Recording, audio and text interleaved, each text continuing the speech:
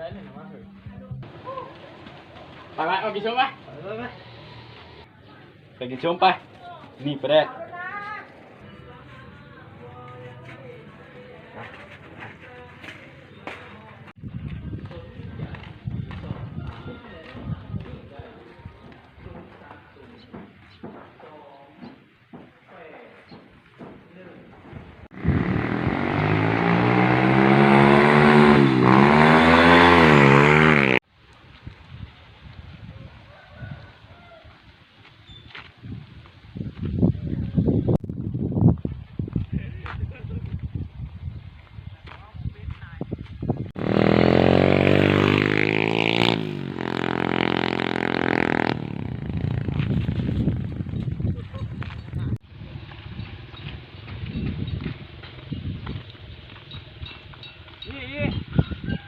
แม่ยังวะ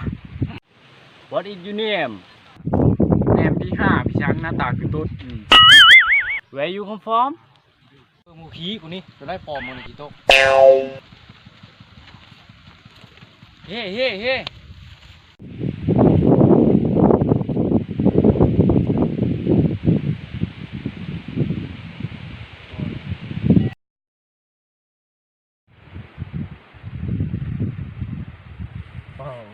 ก็ได้เป็นตะกินกี่ลิเฮ้ยพลังมาเลย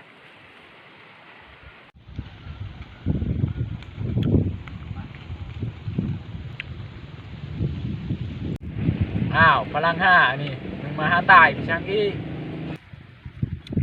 ตามมันเชียวกินมา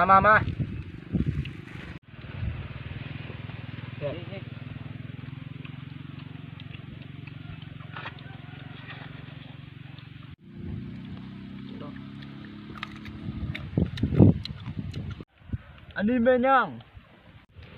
อันนี้แหละของดีแห่งแม่น้ำห้วยกะยะ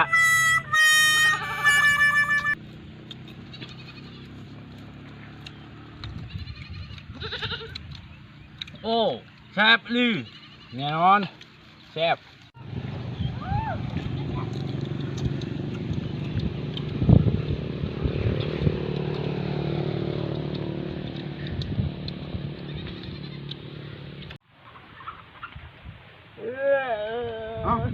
เป็นยังไงเอาพลังเป็นยังไงเป็นยังไงกูวิกี้ย่ำแบบเบิ่งคลิปจบแล้วก็อย่าลืมกดไลค์กดแชร์กดติดตามกันเด้อกดนะแม่